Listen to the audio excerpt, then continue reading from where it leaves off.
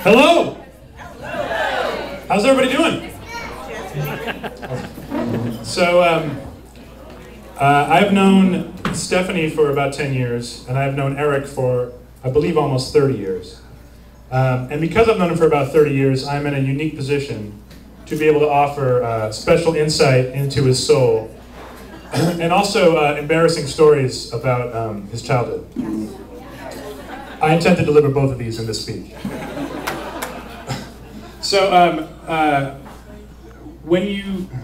I was fortunate enough to have my parents move into a house just on the other side of this golf course. And Eric was my next door neighbor for my whole life. And one of the great things about having a friend who you have your whole life is you get to, you know a lot about them when they're very young, and you get to kind of watch them grow and evolve and kind of take them for granted for a while, and like, and watch the whole thing change. Notes. When I was thinking about what I wanted to say, I was thinking that my friendship with Eric kind of has three phases. When we were very young, when we were kind of in college together, young and unemployed, and now that we're adults, I guess is the third phase. Maybe adults, becoming adults, and just to kick off the embarrassment, and as proof that I've known Eric for a very, very long time, I believe my first memory of Eric, he used to come over to my house and hang out all day, and he would use the bathroom, and then he would need help from my mom.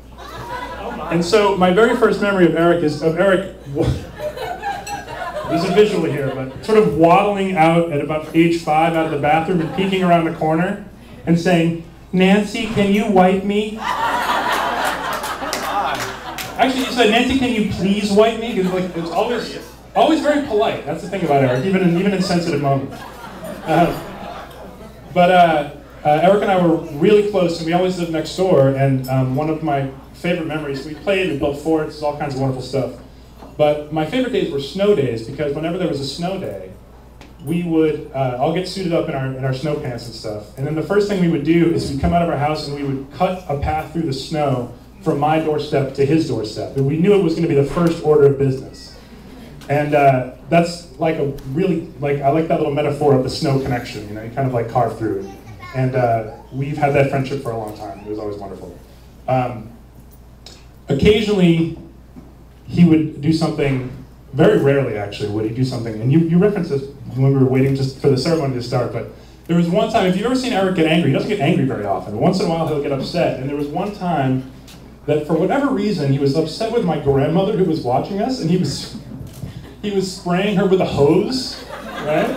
So, you know, like Eric doesn't get upset a lot, but picture Eric now, you know, with more hair and like a little rounder and younger, like brandishing a hose and spraying it at an old woman, you know? Like, how great is that? It's like one of those rare moments. But the other thing I really remember is I was kind of a scared little kid, and Eric was not a scared little kid much for some reason, even though he's younger than me. And so I was always a scared little kid at Federal Furnace School, which is right up here. See all the geography we're getting into here? And there was one year that we had recess together. Remember this? It was like, even though I was a year older, we had recess together. I remember looking forward so much to getting to share recess with you in fourth grade or third grade. And we used to play this game where we would just kind of walk around and bump off walls and fences. Like, how dorky is this? We're just like bump, we're like walking around. Two kids, and the other people are playing basketball and sports and talking to girls, and we're just like bumping off each other like that. But and so that was wonderful. And then the second phase of our friendship, I think of as the kind of like the college summers and living at home unemployed with mom and dad phase. And again, it was this wonderful thing of, you know, always having a friend right next door, right?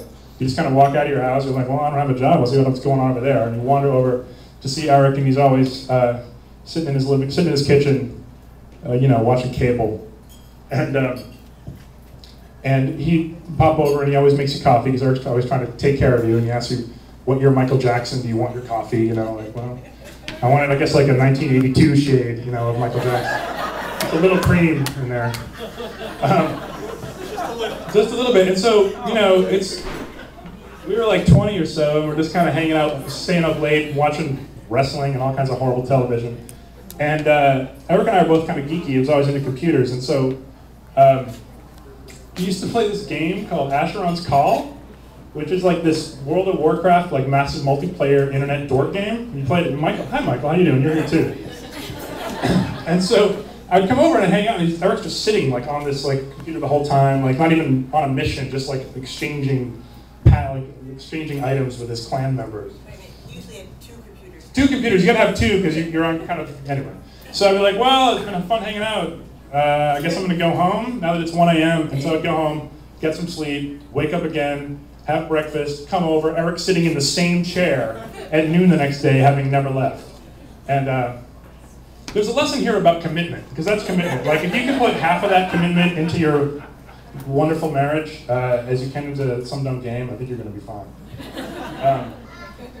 But that was the best thing, was having the ability to just kind of walk next door and have a friend. And so that was also the time I started to get to know Stephanie a bit, and it was clear right from the beginning that you guys were wonderful for each other, and she was such kind of like a bright, warm light in your geeky world.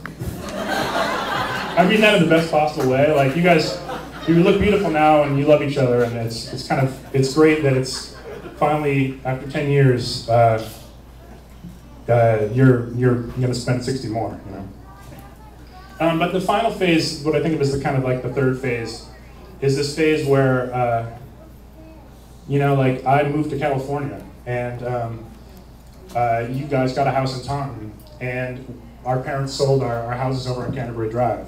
And so what I don't have now is the ability to go. I have friends in Santa Barbara and in Washington, D.C., where I live now, but I don't really have a friend who I can pop out of my house and walk over and just see if he's around. And that's a very special thing that everyone should be blessed to have. Eric, you're a very loyal friend. You're a very loving person. You want very badly to take care of the people around you, almost to a fault, which is like a pretty good fault to have. And you're, with the exception of occasional spraying of the grandmother, one of the nicest people I've ever met. So it's fitting that you found Stephanie, who is absolutely lovely, obviously cares about you a great deal, keeps you in check, and I think you guys are a beautiful couple. So let's raise a glass to the wonderful couple. May you always put each other first before all else. Don't go too crazy, don't spend every waking minute together, but put each other first, and for God's sake, start cranking out some beautiful blonde, blue-eyed children. And when you do, whether it's in Taunton or some other place, make sure that you have neighbors nearby who also have kids, so that they can have a kid next door to walk over and visit anytime. Congratulations, God bless you, and you're wonderful.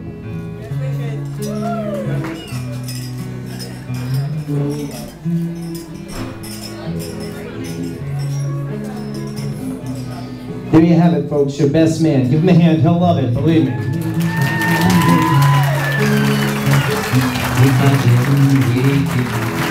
What I gotta say, can't wait.